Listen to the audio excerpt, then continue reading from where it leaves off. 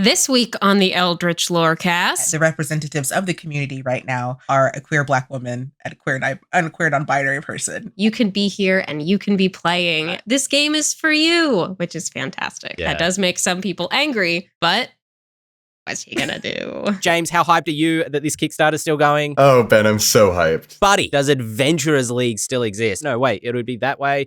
Yeah, that way. One of the ways that very frequently is like, I ran this adventure once, and Sean's like, I wrote that.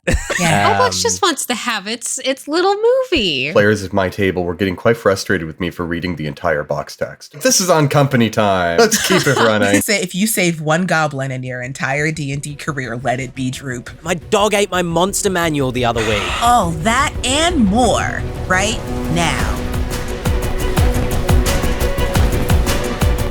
Hello, everybody, and welcome to this week's episode of the Eldritch Lorecast, the #1 tabletop RPG and D&D podcast in all the realms, every sphere, every cosmos we have reached into. They are listening to the Eldritch Lorecast in the astral plane, in the Etherial Expanse, in Grim Hollow. Somehow they've managed to, it's probably the whisperings in the back of their ears from the aberrant creatures that invade the realm. Something like that. Anyway, my name's Ben Byrne. And I am joined, as always, by James Hake. And this week, special guest joining us, LaTia, Jacquise, and Sarah Chaffee. Welcome, both of you, to the Eldritch Lorecast. Hi, thanks for having us. Yeah, happy to be here. What is a memorable moment from a recent, or maybe not so recent, tabletop RPG game that you've played? Something that really sticks in your mind. Oh, I've got one. I'll give them some time to think about it. No, I've got mine. Go ahead, I James. was like, I don't even have to think. Oh my God. Oh, we're ready. We're all going to get a good grade in remembering. Oh, how I long for that to be true every day. Okay, so last weekend, just a day or two ago, I was playing D&D with my cousins, and this is the first time this has happened to me in years, probably. I went down to death saves because a creature, we were like invading a battleship, basically, and we'd gone down to the boiler room, and the party had kind of split in half. We were taking the two sides of the boiler room at once, and there were these like creatures. They were like guards that, as we appeared, sort of their like bones started to crack, and they kind of morphed into these 6-armed eldritch monstrosities, and they, sort of leapt and scuttled across the walls to get to us. And we were split off from each other by these big bulkheads, basically. Every turn, two party members went from basically full HP to death saves.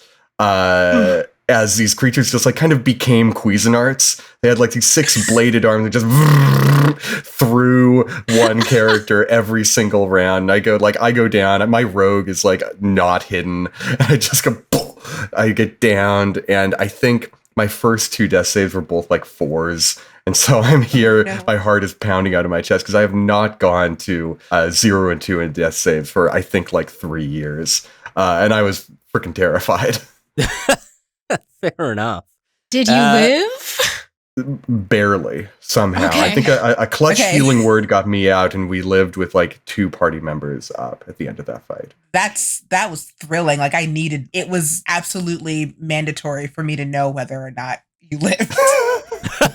Yeah, I was really worried. For a TPK there. This was about 5 years ago, actually. And it's always fresh in my mind because it was one of the first games that I played coming back into D&D after a really long hiatus. But I was playing a monk, and I never played a monk before. And it was some one-shot module where I was at the top of a bunch of like some cliffs and some waterfalls and whatnot. And I'm probably level 4 or 5 at this point. And, it's a thing I can jump over. I'm a monk. That's going to be fine, right? Yeah, no, I rolled a natural 1. Rolled a natural 1, fell into a river that immediately led into a waterfall. So I got the advantage of the slow fall there. Coming, like, it was probably like 300 feet worth of waterfall. Fell down that. And then I think I fumbled the next roll to not fall down another waterfall or something like that. But at the very bottom of all of this, so we were being attacked as well. So at the very end of all of this, I crawl out of the water and there are zip lines and the enemies are coming down towards us at these zip lines. So I get to the bottom and this enemy is coming down a zip line. I'm like drenched. I'm really tired. I'm like half hit points. I just get out. I grab my spear and I just wait at the end of the zip line for this creature, for this enemy to come at me. And I'm like, it was worth it just for this. Just being able to be down there. Imagine the look on their face as they're coming down. They're like, yeah, I'm going to get you. I'm going to, oh, wait, no. Exactly. Abort. Exactly. Not exactly how I wanted to get down there, but 6 of one, half dozen of another. Task failed successfully.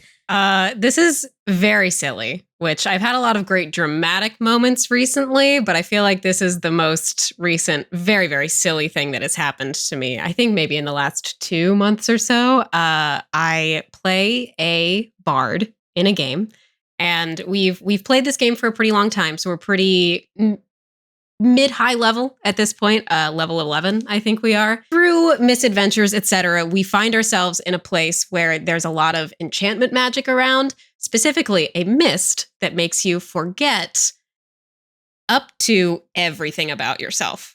It doesn't make you lose any abilities, but you just forget who you are, you forget where you are, anyone that you might know, you forget them.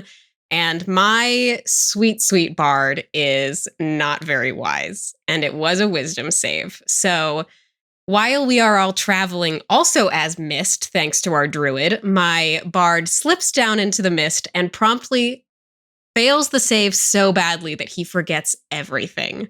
Oh. Here's the clincher there, though, is that my bard is from the College of Eloquence. And if you don't know this, certain bards can't roll below certain numbers, just like rogues with expertise. So my bard cannot roll below a 23 on any kind of charisma check to do with speech. So he comes out of this mist, not knowing who he is, gets lost. The party catches back up with him and they're like, dude, where have you been? He has no idea who these people are. He doesn't know if they're a threat to them. And so he's just like, away. I know who you are, totally.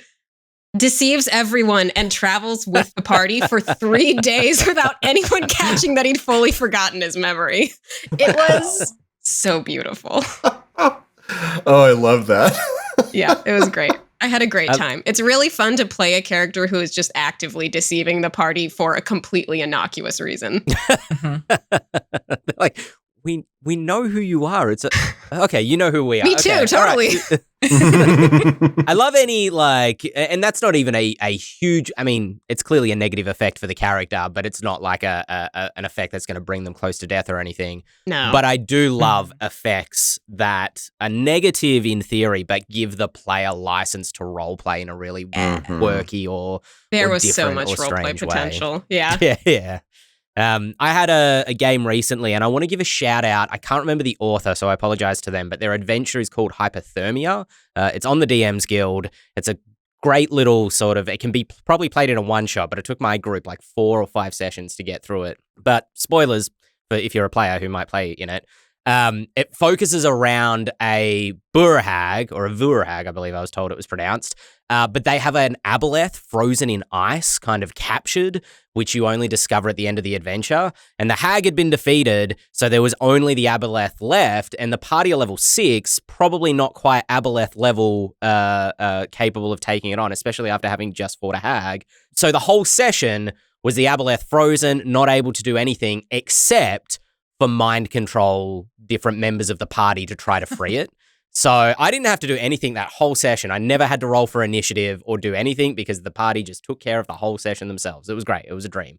That's so fun. Aboleths are really fun creatures to run, too. It's fun finding an aberration and just describing it in the strangest way possible, you know, and just being like, it's kind of like an eel, but it's got like, its body like splits apart and it's kind of got tentacles and its eyes are missing because the hag's a horrible person. But anyway, speaking of good descriptions, I'm known for my segues here. LaTia and Sarah, I just want to say thank you for joining us again. For folks who might not have seen you before on the D&D Beyond streams, do you want to give us a quick introduction to what folks can find over on the D&D Beyond Twitch channel?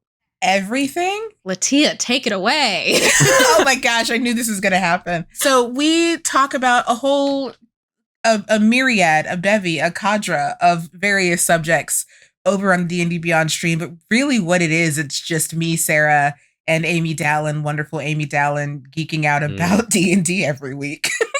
So many exciting things. I think that D&D is such a huge game and has so much history behind it. And also there are so many tools to use that I'm a big fan of for D&D Beyond. D&D Beyond Live. And the streams are also just a really great way to be like, look at this really cool thing about D&D and look at this really cool tool.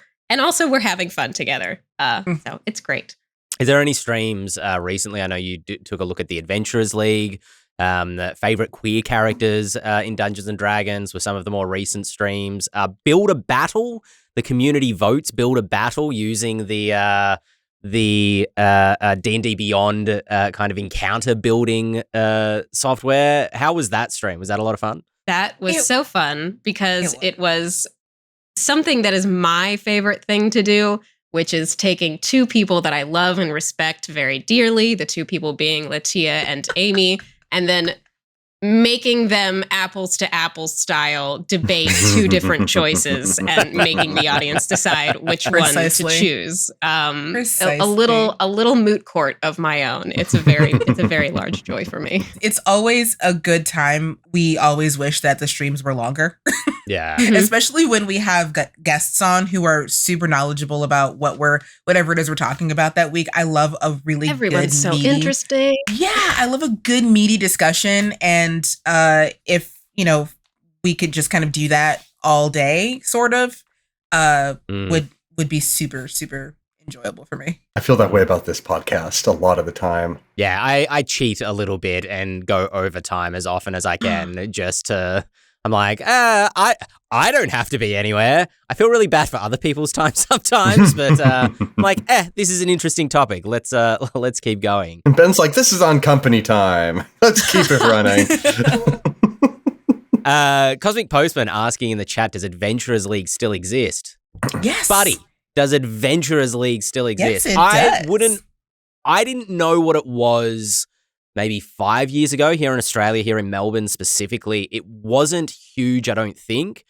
And then it just exploded out of nowhere. And we have a really strong Adventurers League program going here in Melbourne. Shout out to anybody who is in the Adventurers League here in Melbourne running it. They're at every convention that we have here. It's going gangbusters. So similarly, Cosmic Postman, the revised 5th edition, the 2024 rules we're still waiting to see how they will affect Adventurers League, but right now it's like you can't play test any of that stuff, but you can't play test any of that stuff while playing Adventurers League, but the 2024 core rules will probably not affect it much, but don't quote me on that because I'm not writing them, so I don't know.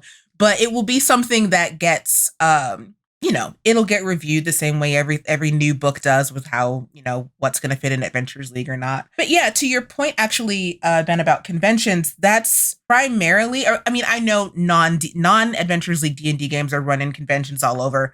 But that's mostly what I know. Like if I'm going to a convention and D&D is being run 9 times out of 10, and it's a lot of D&D, 9 times out of 10, it's Adventurers League because I don't have to do anything beyond like creating a character at level 1 or level 5, following those guidelines, and then just hop in. There's like no obligation to stay for longer than you want to, whether it's a 2-hour game or a 4-hour game. I love the kind of pick up and play of Adventurers League. How I got back into D&D. For sure. I think I remember one of my first experiences, like actually meeting you in person, LaTia, was either at Origins or maybe it was Gamehole Con or something like that. And we just it was Gamehole Con. Yeah, the only time I'd ever been to Gamehole Con, we just kind of bumped into each other in the AL room. And that was the AL room that con in particular it felt like it had such huge, vibrant, excellent energy. It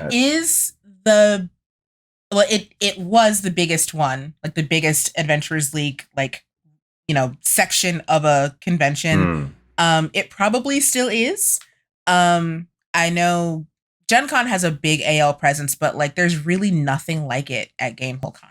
You got to come back. Well, does Origin still do the D&D Open? No. That's such a shame. I know. There's still epics, but I don't think there's been an open in a couple years. Yeah, I remember with such vivid clarity being kind of wrangled in at the last second to DM a special table for the Tomb of Annihilation era open. When we had, they had like the cosplay goblin creatures, the Cholton goblins kind of crawling around. And that particular open was a race as all parties tried to get to the center of this death trap labyrinth. I know, Sarah, we talked about what epics were during our stream, where there are all the tables collaborating to do a thing. Opens are all the tables racing to be the first to do a thing. Right. Okay. Yeah, you and I have a mind meld because at the moment an opening was going to happen, I was going to be like, and for the audience and me, what's perfect. Well, I've DM'd in an epic before, but I didn't know the difference between an epic and an open. So the D&D Open kind of evolved out of tournament play, D&D tournament play, the same sort of crucible that gave us Tomb of Horrors way back in the 70s or 80s.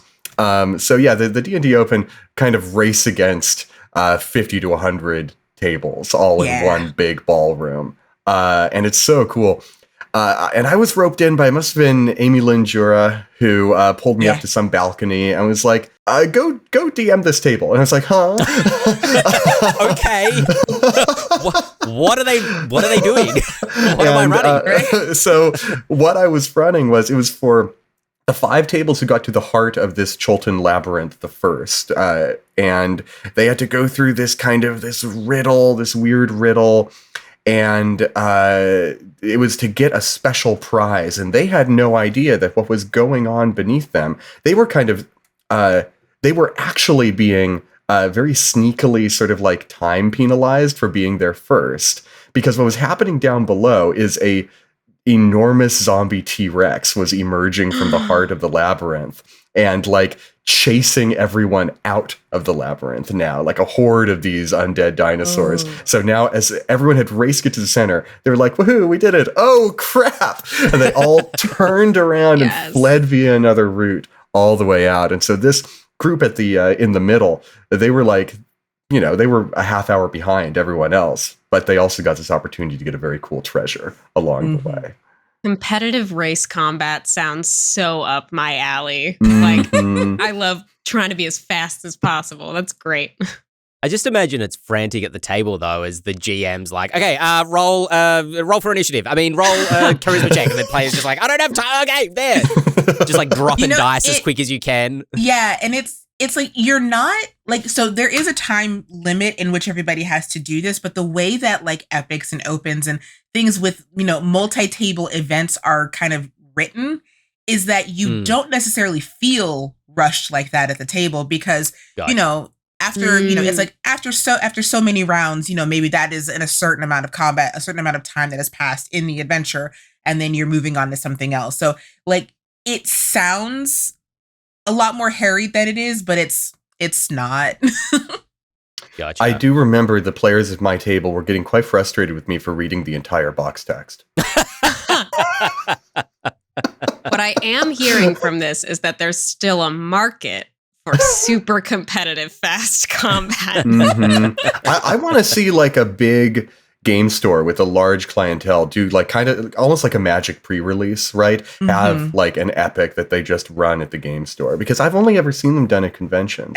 Maybe that's the way they're intended to be, but to have one game store like Card Kingdom here in Seattle or something like that do an epic the way they do a pre-release, I'd love for that to happen anywhere. Like, you really only need minimum 4 tables to get an epic going. Obviously you can have kind of as many as you want, but really it's just like maybe 4 or 5 tables to get an epic going, because and then it's like cozy and everything's working.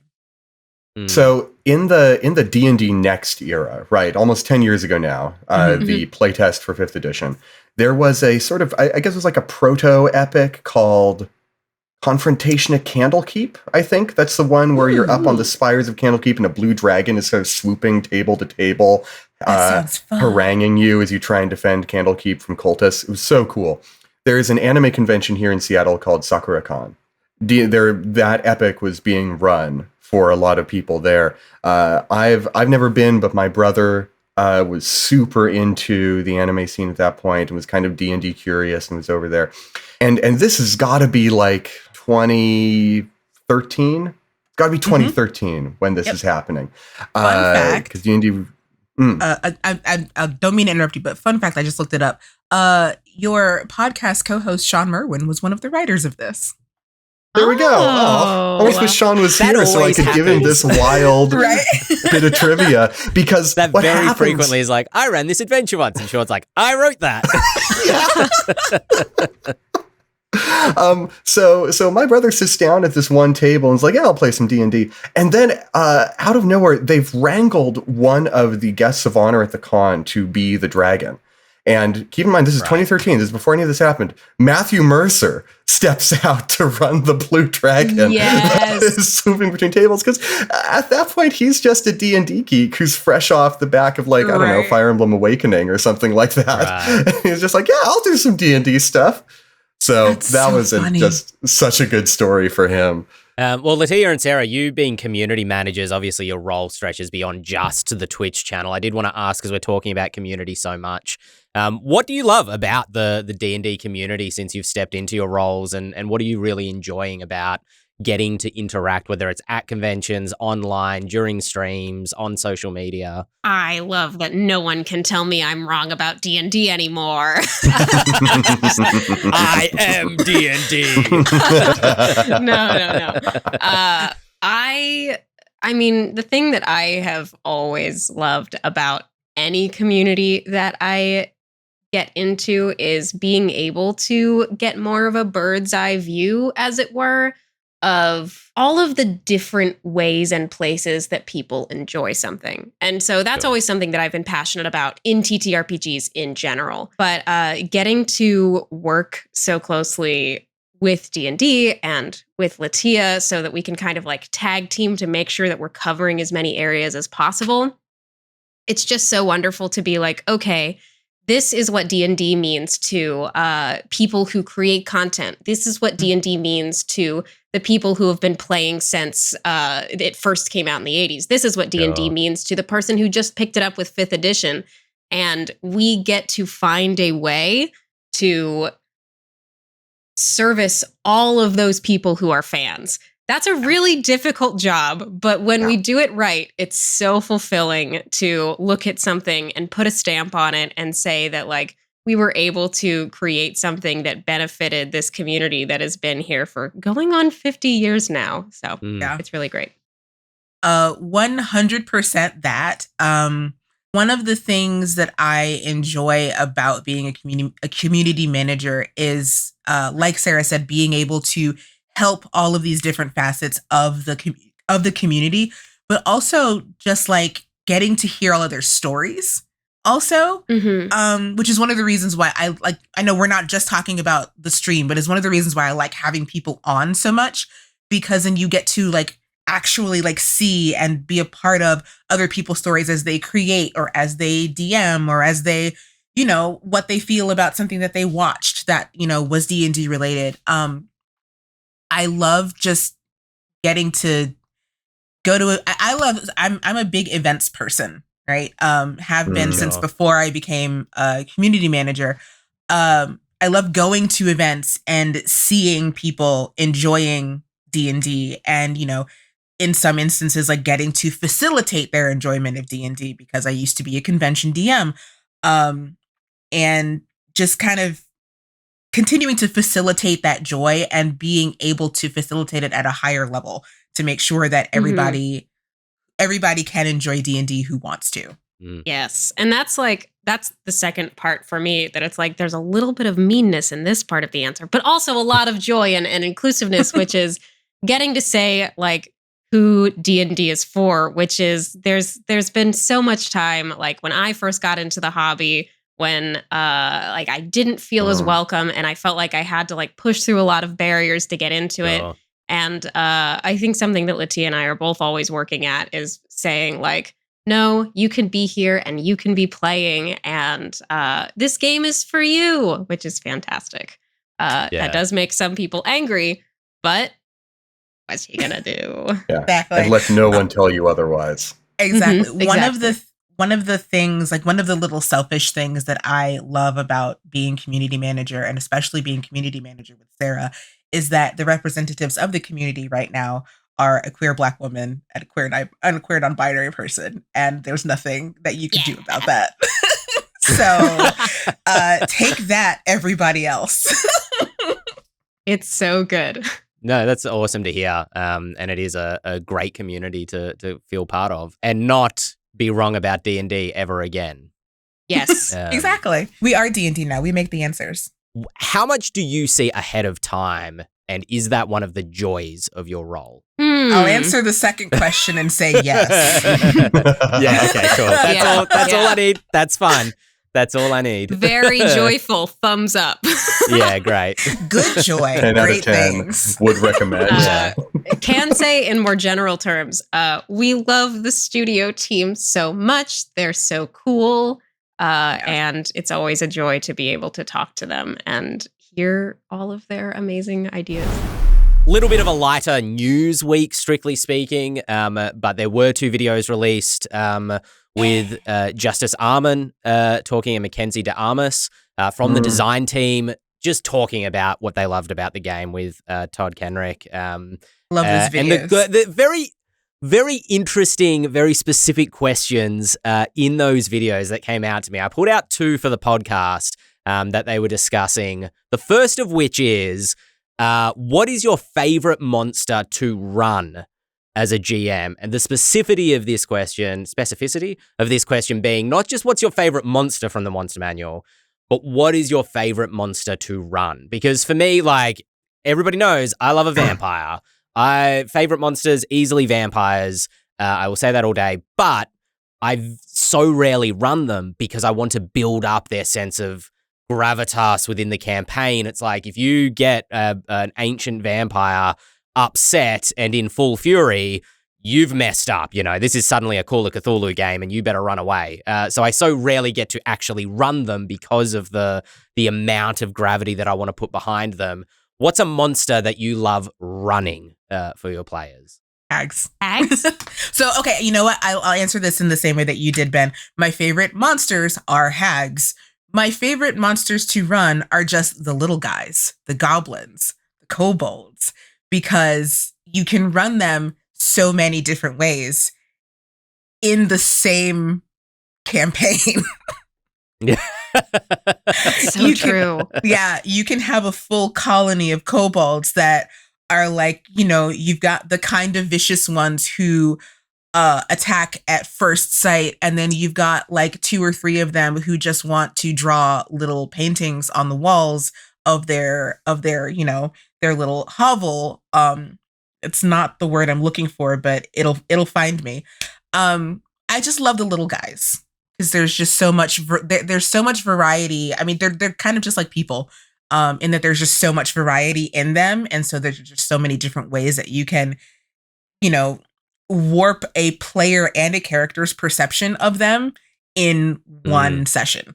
I'll never forget, I had a game, I've told this story probably on the Lorecast 100 times, but, you know, goblins represented in the campaigns that I was running as vicious little kind of conniving, thieving little creatures. And I never felt so much sympathy for one when my cleric in the party made a deal with one of the goblins and was like, look, you can go if you tell us everything about the boss up ahead. And the goblin's like, yeah, that sounds great. Let's do that. And the cleric's like, great, tell us what you know. I'll even shake on it. And as they go for the handshake, the cleric says, I cast Inflict Wounds. And I'm just like, No. Well, it hits, I suppose.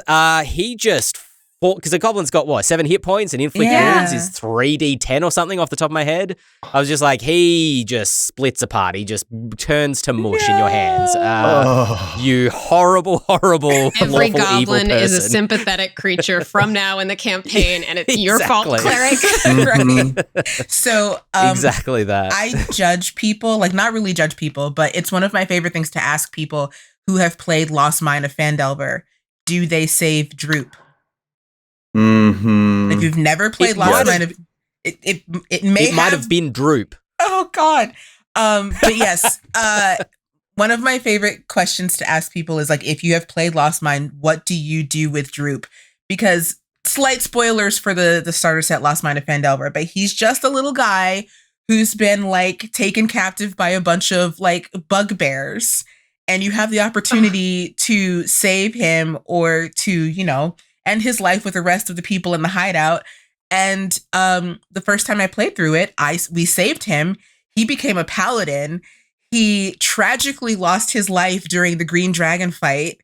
And I still have a screenshot of the Roll20 where we like gave him a full funeral, complete with sad music. It's one of my most memorable. It's one of my most memorable games ever. But like, I need people. You know, I'm gonna start a Save Droop campaign. Mm-hmm. I need people going. If you save one goblin in your entire D&D career, let it be Droop. My D&D happy place, the sort of like when I just go absolute zen, is when there's a moment in the campaign that is simultaneously hilarious and utterly heartbreaking. You're like crying, laughing through the tears or crying through the laughter. I'm not sure which, but when you get those both things in perfect balance, it's just to me. I'm a horror GM. I am not always, but when I am not, it is a concerted effort to not be. I'm just a big fan of it, so it always skews that way. And I always clear it with my players. I'm like, are we good with spooky times? And they're like, yeah, we're good. So we go for it.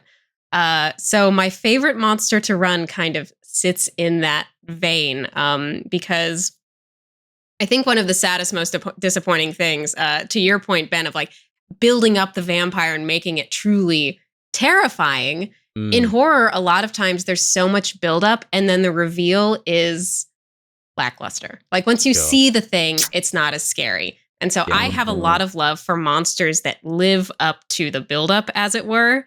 And my biggest one for that is the Nightwalker. Yes. Gigantic creature from the realm of shadows, from what I remember. And there is just, it's basically every kind of, if you've seen those videos online that people manipulate video to make it look like there's this huge like siren creature walking through the city and it's thousands of feet tall. That's a Nightwalker essentially. And like no lair actions, no legendary actions, just 200 some hit points of raw nightmare fuel. And there's you can have a lot of fun with doing a lot of that buildup and then having them like emerge from the mist, like limb by limb. And it's super creepy. And usually what I do in order to run it, because they are really hard and the CR for them is high, is pull out my old trick that I do often, which is hurting them a lot before the players encounter them. So, you know, very scary, very hard, but maybe only has 100 hit points. So that's usually how I end up running them. They're great. This is to clarify, because we've got someone asking in the chat, and I have two questions. This is the thing, I think it originally in 5e at least appeared in Mordenkainen's Tome of Foes. With it's like all inky kind of purple, and it's got the goat's horns at the top of its head. Yeah, yes, those things that are... guy. I've had a miniature set aside to run one of those, and I've just never gotten around to it because its CR is just way too high. It's real high. I've always kept it in reserve because it makes me think of the creature at the end of Princess Mononoke. That steps over the hills. Yeah. And I like that movie means so much to me that if I'm going to invoke that, it's got to be really damn special. Yeah. How many times have you run this, Sarah? It sounds practiced. I have run the Nightwalker 3 times. The I think best time that I ran it, the one that I'm like the most proud of, is that it was in the context of an adventure where it was actually all of my players were the sidekicks of great heroes, and they were very sick of being sidekicks. They were at a festival to celebrate the heroes, and then a Nightwalker came to town, killed all the heroes, and then the sidekicks were like, oh my God, and had to defeat the Nightwalker. And I think that was maybe the best I've ever ran it because it was just a great setup. The players had a lot of fun stepping into the roles of heroes, and it was really great. Oh, Sarah, you've inspired me to go horrific for this one too. Yes. Big fans of this podcast will know that my typical answer for a question like this is a mind flare, which I love because they've got that sort of like, you can make them big and spooky masterminds, but you can also make them a sort of B-movie horror sort of creature. But talking about the Nightwalker, I first encountered that in 3rd edition, and so my mind is drifting back to the first time I looked through the 3rd edition monster manual. And I'm thinking of the Bodak, another, I think, Tomophos or Volo's Guide creature that's updated to 5e. Yeah. But when I run them in 5e, I make their mechanics, their iconic Death Gaze mechanic, the way it worked in 3rd edition, because it sent a chill down my spine. It's not quite as spooky in 5e. So when I go to 3rd edition, this is its ability: Death Gaze, supernatural, death, range 30 feet, fortitude, DC 15. If you fail a DC 15 con save when it looks at you, you die. And then 24 hours later, you also become a Bodak. Oh. I love some of those old mechanics that were just absolutely merciless. Like, so I'm not really going to use them on my party necessarily, but it's just delicious to read, you know? And thanks so for playing. When there's stuff like that, right? When there's stuff like that, it's incumbent on me as a DM to like encounter design them into a way that they're not just me being a dick to the party. It's like in 5e, they're like the remnants of Orcus cultists or something like that. So I will be like, this lair that you've gone into, symbols of Orcus all over the place. There are scrawlings on the wall, like sort of Dead Space style, right? Dead Space is like, shoot the limbs. Or like here, it's like, don't look into the mouth or something like that. Because Bodaks, right, they have that long mouth. Yeah. And the, this all message the poor scrawled heroes. on the wall just says insta-death. What could that mean? Don't fail con save. I'm pretty sure that the only almost TPKs I have had at a table as a DM, were because of Bodaks. I love them because they like that field of negative energy just means that the party are constantly taking damage. There's no way to avoid damage in the presence of a Bodak, which, I've played games with 14th level characters, and there was I think they were even multi-classed monk rogue, and I just couldn't hit them because they had a evasion, which means that they didn't take any damage if they succeeded on a deck save, and their deck save was like plus 11, and their armor class was through the roof as well, and they were supposed to be fighting a field of giants that were like throwing rocks and stomping the ground and all this sort of jazz. And I just could not hit this rogue monk at all with anything. He took no damage during the entire battle.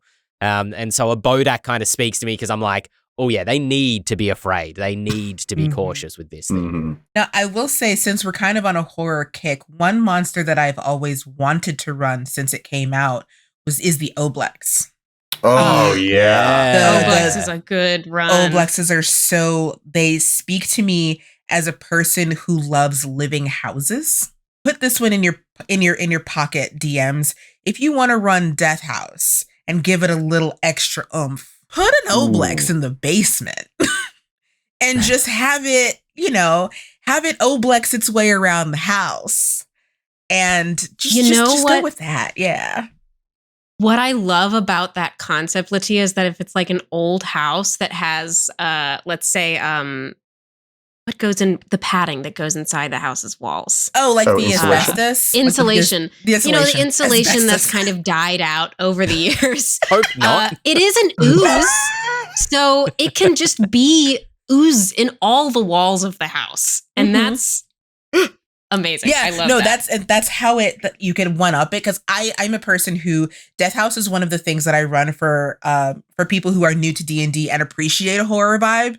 So if you have run it repeatedly and you have people who are willing to tell, or like you remember those games, you remember those experiences, you can have that Oblex inhabit the characters that had been in the house previously.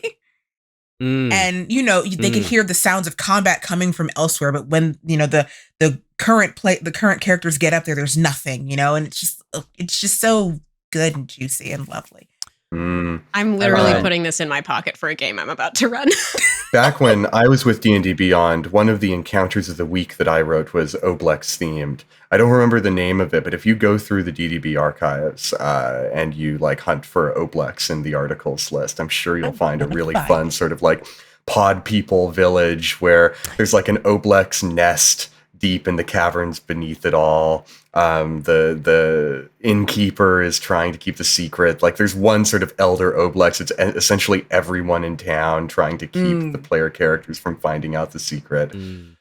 Yeah, so that was a fun one to write. I ran an adventure a while ago now, and it was like an elven ruin that some catastrophe had befallen the elves there. And I didn't want to use undead because I like to keep undead kind of in a little bit of a sacred place over here where it's so rare to encounter them and it keeps their horror. But I wanted the party to be able to know the story of what had happened in this place. I just didn't want ghosts and spirits wandering around. So I decided that what had happened was an Oblex or multiple Oblex had kind of come in, eaten the bones of the elves after the catastrophe had befallen, absorbed their memories, and was basically thought it was them, and so played out scenes. So every time the party would enter a room, a scene would be playing out. They entered like a courtroom with a throne and everything, and the Oblex is everyone in the room playing out this scene that would happen, that did happen. You know, it's the history of these elves as they're going from room to room. If the party didn't interact with it at all, it would play out, and then the Oblex would smush and then go back and start like first positions everyone, and then just do the scene again over and over again. But if the party did interfere, then all the people went from being like nice courtly elves and just like Oblex kind of horror. Yeah. Oblex just wants to have its little movie. Yeah, exactly. They've been rehearsing for 500 years. They've got to get the opening night is coming up, people. I love that. I have to give it up to, I'd be remiss if I didn't mention one of my favorite Oblexes in a game. I didn't run this, but a very wonderful and talented GM of mine that had an Oblex bartender in a city that ate an adventuring party whose big thing that they wanted to do was retire with their money and open a bar. And the Oblex was like, I guess that's my dream now, and went into the city and opened a bar. Wait, that's so heartwarming. And all of the adventuring party runs the bar that is the memories of these people. It's real cute. It is. While we're talking about spooky monsters, I really want to give it up for Mackenzie Darmas also, because when we were doing Call of the Netherdeep together, Mercer and I came up with some very broad monster concepts for the horrible, abyssal, not like demon abyssal, but like deep sea trench abyssal sea creatures down there in the final dungeon. And she took all of those very brief prompts, little paragraph long prompts, and between her monster stats and Crystal Sully's illustrations, I think those are some of my favorite creepy monsters of all time. Like there's one in particular. I mean, they're all great. They're all horrifying. Like the jellyfish that turns you to stone and then, wraps you up in its tendrils. But the one that I think of most is the bloodfin, which when it snares you, it doesn't just hurt you, but it steals the light, the magical light that you're casting to see in this pitch black deep sea trench. Yeah. And it will just like, you don't have that anymore. Oh, did you need that light? No, I'm eating that. It's mine now. Yeah, that's mine now. Amazing. And that's such like a weird idea to be like, yeah, go make a monster that eats your light. And Mac killed it. Mac found such a great way to make that mechanic come alive. Oh, it's the light devourer, right? Not the bloodfin. Name says what it does on the tin. Speaking of horrible monsters, James, the Etherial Expanse setting guide is currently on Kickstarter. There is a link. I'm going to put it in the Twitch chat right now. Don't worry, Hannah, I got you back because I realized I got it the wrong way around. But if you're watching this on YouTube, James, if you want to point off over your left shoulder in that direction, right? No, wait, it would be that way. Yeah, that way. One of the ways. There'll be a link up there. You'll be able to see it. It'll be down in the description as well. Check out the Kickstarter. It's a lot of fun. James, how hyped are you that this Kickstarter's still going? Oh, Ben, I'm so hyped. That it's been going for like less than a week, and we've blown through our original funding goal, and it's only going wilder and wilder. I love the Ethereal Expanse. I want people to love it as much as I do, and it's going to be such a cool book. Look at the art of that book; it's already amazing. So beautiful. It is so good. That's one of my favorite things about it. Those super intense ship combat rules we were talking about earlier. It's going to have all these ethereal, astral, oceanic monsters in it. Some of which you may recognize from the Ethereal Expanse adventure. Some I'm sure will be brand new. And there's going to be a lot of stuff also that we just could not get into in the original Ethereal Expanse setting guide. We're going to go far beyond the boundaries of the Expanse. We're going to go into the specific islands. We're going to go into the gods of the Expanse. And it really just is, in my opinion, the natural, logical extreme of where D&D takes us. Well, while we still have time, let us quickly jump topic because we have some listener emails. If you want to email this podcast, you can email podcast@ghostfiregaming.com and we will get around and I will take those emails and I will read them here to the folks on this panel, starting with Samuel's question. Samuel asking about they are coming to the end of their campaign and they want to have a massive climactic battle with tens of thousands of soldiers and airships and siege weaponry and dragons and all sorts of things besieging a giant capital city ruled by an evil emperor. And basically wondering, in my words, how do this? Keeping the action concise, tense, fast-paced, but also engaging and still incorporating that sense of scale so the party feel like they're part of a larger encounter as it's happening. Sarah, I know you've been excited to answer this question. Take it away. I've been so excited. And of course, I'm sure that anyone who wants to jump in as well, totally welcome to. This is something that I'm very passionate about. A lot of the things that I've learned about this come from MCDM's Kingdom and Warfare that talks a lot about how to run the mechanics of these large battles, sieges, warfare, etc.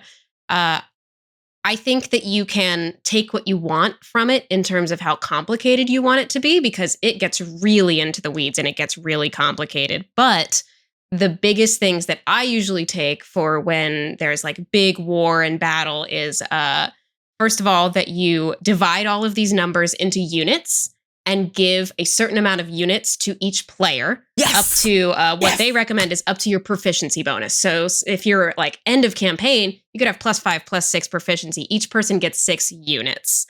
And they get to decide, the players get to decide what their units do. So maybe your paladin gets some airships, some artillery fire, and some infantrymen.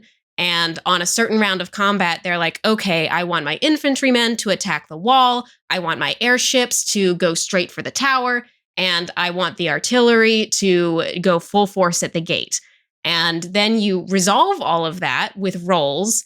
And you can really streamline big sieges and still make them feel like larger than life that way. And then balance that with your players having one-to-one combat with some kind of big, bad, evil guy. So you'll have all of it resolving simultaneously. They usually recommend resolve 1 battle per turn. So there's going to be like 6 or 7 battles in a round of combat. And so do they do well? Do they do poorly? And if you do well, you get something called a morale surge for your player characters. And they get to do a little bit better. And if they do poorly, you might get a negative to your fighting because, oh no, my units aren't doing as well as I think. And I think that gives like a really good sense of stakes for players that feels really epic and amazing. I've always had a lot of fun with it. I was going to say something similar. I have not done battles like that on such a huge scale, but it does remind me of when I played the hardcover Out of the Abyss. Spoilers for Out of the Abyss. At the end of it, all of the demon lords have a battle. It's a big old battle royale. And what my DM did was he gave all of the players a demon lord, and then we fought. And so yes, once that fight was over, it was up to our characters to take care of whatever was left. So, you know, if that similar, like what Sarah just said, that is in Kingdoms and Warfare. Like if the battles are all resolved and then you've got like maybe one unit left, then that's a combat that the characters can handle, you know. Sure. But I also love the questions that you picked, because Sarah was so excited to answer that one, and I didn't say that I was excited to answer the next one, but the next one is like something that I actually have experience with. So thank you for perpetuating our mind meld. I'm glad we could do that. Just quickly, James, I have nothing to add to that. Oh, that really? is fantastic. I try to avoid battles like that whenever I can, just because I've never come up with a good idea when it comes to handling mass combat. And my experience with MCDM big books is more strongholds and followers in Kingdoms and Warfare. But I would love now that you brought it up, Sarah, I'm very interested to read what it gets really complicated in a really fun way if you like crunch, but it also provides a lot of, you can scale it down. Look at our ship combat in Pirates of the Ethereal Expanse. Yeah. I love it. Yeah, for real. Speaking of crunchy, or not crunchy, is the raiding mechanics in Valakar, which is what I thought you were going to say, Joey. But that's a good point. Honestly, I guess that is what people might be looking for when they think about a mass combat system. Because I went in completely the opposite direction when we were building Raider's Guide to Valakar, where rather than and this is very sort of like DM driven, right? The DM goes and creates a bunch of conflict zones where battle can happen, rather than handing these things over into the players' hands, which I think is where I always get tripped up. It's like, players go, do the battle in whatever way you see fit. The Raiders rules really give the players a mass of units, and then say divide them up into battalions however you want to, and then use those to kind of poke at these highly specific conflict zones as you try and push towards a centralized objective. Thanks for reminding me about that, Ben. Man, my mind must have been elsewhere. Well, it's on my mind at the moment, because I'm trying, like, it was designed specifically for sort of like capturing villages or capturing, settlements with a castle or something like that. But I'm playing with it at the moment in my home game for a big battle that I hope will come up in Astoya, which is the kind of gothic horror vampire ruled region of Etheros. And I want to have a pitched battle kind of across a city rather than necessarily invading a city, if that makes sense. To see if I can use those rules to simulate kind of like street fighting in different sections, and who ends up with control of it at the end of the day. But I did do a large scale battle that was relatively simple. This was years ago now. Basically, what I did was it was like a city that the party had to try get into. They were the aggressors in this circumstance. And so I came up with a bunch of NPCs for both sides of the battle, and assigned them like a number based on how strong that NPC is, and a kind of like role or special skill. So like one of them was a were-raven, and he was like an assassin. And one of them was was more like a leader, and so could inspire more troops. And so the party had the choice of where to assign these, specific NPCs. And secretly, as the GM, I'm assigning the adversarial NPCs into different roles. The players don't know where the adversarial NPCs are going, but they can try to assign the good ones. So the were-raven's like, okay, I'm going to try and assassinate this general on the other army, so to take that piece off the board, without knowing necessarily where they would be. You could assign the assassin to lead the army, but you might want the person who's got like the aspiring leader skill to be that person. So there's some choice going in there. Then let it kind of play out, but then zoom in on the party and be like, all right, what role do you want to do? Do you actually want to go with the assassin and try to infiltrate? Or do you want to be part of the big battle and hit the wall? Or do you want to, try to capture this specific objective that's really important, so that everything's happening around the party, and there's a lot of description around, like, yes, you hear what's going on over here, and you can hear them saying, we've captured the bell tower or whatever. So your allies are doing well over there while you're here fighting over the market square or something like that. So it feels zoomed in, but like there's still something happening kind of around them. And then Yeah. as I imagine a lot of these battles, taking hours to happen, there's a bit of consolidation. So the party could come back together with the important generals of their own army and be like, all right, what do we want to do for the next stage? So it was kind of like set up, release, and see what would happen as things were going. So look for a subsystem that speaks to you. And if you want highly crunchy, the highly crunchy approach, look towards MCDM's Kingdom in Warfare. If you want a streamlined, more mini-game approach, look to Raider's Guide to Valaka from, us folks at Ghostfire. And then no matter which way you cut it, find ways to really zoom in on specific actions while the big battle is raging around them. All right, let's quickly jump to our next question. Alexander asking, is it okay / safe, I think safe was my word, but kind of wondering if they needed to take precautions to play D&D in public spaces such as libraries, restaurants, pubs.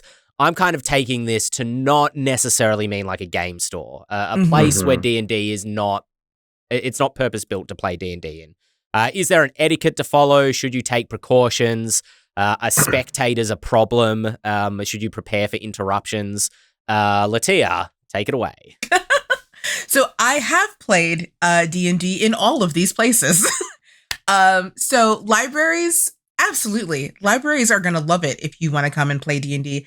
Ask them if they have a room that you can go into that is, kind of closed off from the rest of the library, and where you can probably be a little bit louder. They love, there's a lot, not to get real for a second, but there's a lot going on that is a threat to libraries these days. And if they can have more people in them doing things, using their facilities and making them seem, making use of what they have, the better, At my local library, actually, we took a big meeting room to play D&D for, a short campaign. And it was great, they were like, you can have this, if you need anything, let us know. Otherwise, this is your space for 2 or 3 hours, blah, blah, blah.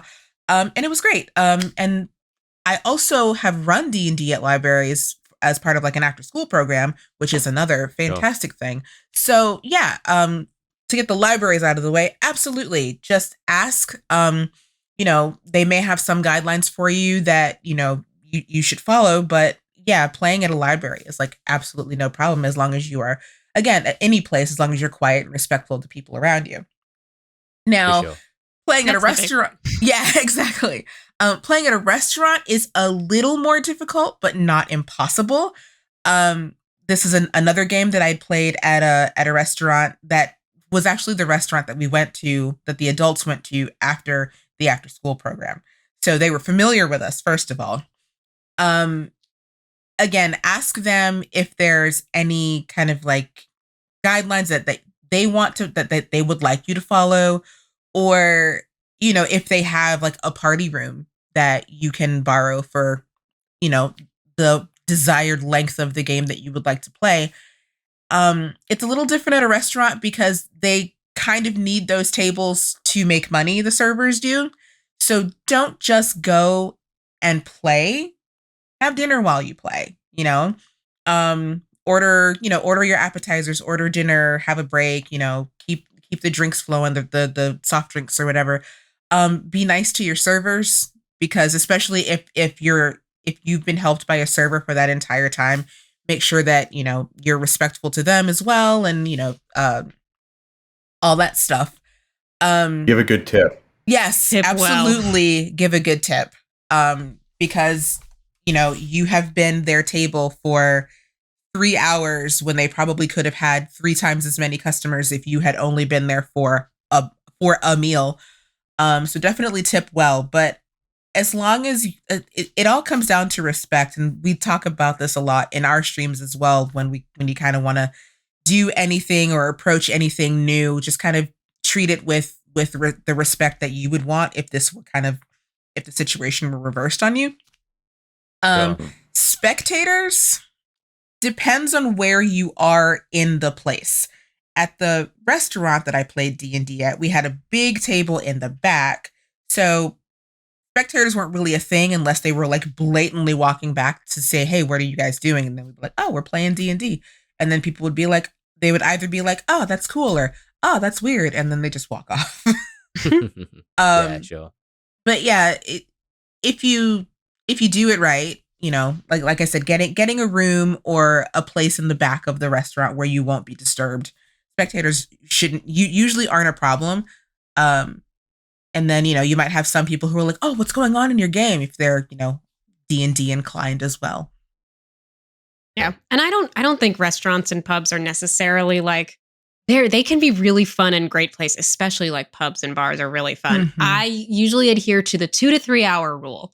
You should not be playing in a restaurant or a pub any longer than 2 to 3 hours. Any longer than that, and you're going to start making a problem. But for those 2 to 3 hours, you might even make your waiter or waitress have a nice time in the day, being like, there was a D&D table at my work today. Could be really fun. Get your wait. If you're the DM, get your waiter, get your server to do a roll for you every time they come to the table. Yeah. If they want to, of course. Like, you know, if they're interested, have them do a roll, because that'll get them involved. It'll make them have a really great time during their shift, and they'll look forward to coming to your table more often.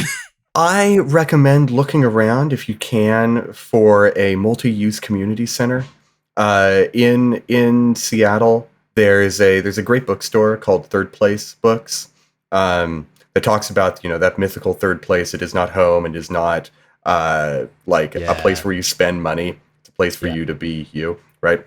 And so not only are they a bookstore, but they also have a bunch of restaurants and kind of like a little food court. And there's a stage for poetry and music. And there's this big open area where there's a bunch of tables. And because it's like tables in a food court, and it's also it's got a bookish atmosphere to it, right? It's not like a mall food court. Someone could grab a table in there, you know, buy food from one of the places and really camp it out for anywhere between, you know, the 2 hour maximum we talked about earlier, all the way up to what I would consider the normal 4 hour length of a standard at-home D&D game. So if you've got a space like that, and you might have to hunt for it a little bit in your town, because even in the haven that Seattle is, it's a rarity. Finding a spot like that where just having people doing whatever they want to do is allowed, that's really the place you want to find. Great answers. I don't have anything to add. I've played in a pub once. It was New Year's Day, so we had nowhere else to go to play. And we just had a wonderful lady, I'm sure, but God, it ticked us off at the time. Just walk past our table, kind of look at it and go, are you playing Fortnite? We're like, what? So far. Could have guessed anything and it would have been closer. Yeah. And off she went to have her merry New Year's Day, I'm sure. Well, speaking of excellent listener questions, if you have a question for the podcast, you can email podcast@ghostfiregaming.com, and we will take those questions and ask them to our panelists here.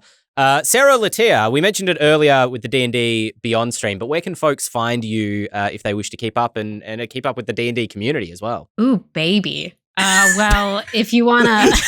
So many places. Well, if you want to keep up with our streams, you can just find us pretty much every Tuesday over on D&D Beyond's Twitch channel, where we go live at 2 Pacific time PM every week, which is amazing. You can, of course, follow D&D Beyond on Twitter, on Instagram. You can follow Dungeons and Dragons in the exact same places. And you can follow me at Sarah is Coffee, where I do talk about D&D and TTRPGs and also about gay things. It's great. And you know what that timing means? Oh, what is that timing? Oh, sorry. You know what that timing means? It means you can watch both the Eldritch Lorecast and the D&D Beyond podcast in your week. Put them both on your schedule. Yes. Yeah. Your weekly. No crossover. Amazing. Do it. Mm-hmm. And you can find me on Twitter and all of the other places at LaTia Jacquise, because that's my name. My Twitter is mostly stationary woes and pictures of my dog, with the occasional like TTRPG thing, but mostly I'm talking about how I have so many notebooks and where am I going to use them? How will I use them? Here's a picture of my dog eating one of my notebooks or something like that. I don't know. Oh, they do that. They do. They do that. My dog ate my monster manual the other week, as well as my D&D notebook. Yeah. Why do they love paper so? I am upset. Before I got him, he's 7 months old now, but before I got him, I really truly thought that my dog ate my homework was just like a thing. No, it's true. It's true. When I'm gone for too long, he gets anxious, he gets chewy, and he goes straight for paper, and I don't understand. Yeah. My wife's a teacher, and the dog ate one of her students' homework. So they have a taste for homework. They love the stuff. And it was like, I'd never been so mad as when she chewed up my monster manual, 2 novels, and my D&D notebook. No. And yet when I came downstairs and discovered it all, I wanted to be angry, and she stood in the middle of it all, looked at me, and just like, tail wagging. Look what I did. I did good. I got them all. Look what I did. You're safe. Yeah. Mm-hmm. Yeah, exactly. Speaking of safe things, it is a safe bet that the Eldritch Lorecast will be back next week at 4 p.m. Pacific time, 7 p.m. Eastern. Did I get that right? Yeah, I think I got that right. That's the way that time zones work. 9 a.m. on the Tuesday, Australian Eastern Standard Time. It's Monday on the US times. It's so confusing. Just look at twitch.tv/ghostfire_official. I'm coming over to the US soon, and it's like when I leave and when I'm arriving, I have no idea. Anyway, I'm butchering this outro. You can also find us on YouTube, like, subscribe, all that stuff. It'd be great. We're here every week, and we look forward to being back next week. I've been Ben Byrne, here with James Hake, Sarah Chaffee, LaTia Jacquise, and we'll be back next week. Yep. Smooth as butter going out. Oh, yeah. You did it. I did it. Proud of you. So proud. Babada babada, babada babada, babada babada. We have to sing the theme song.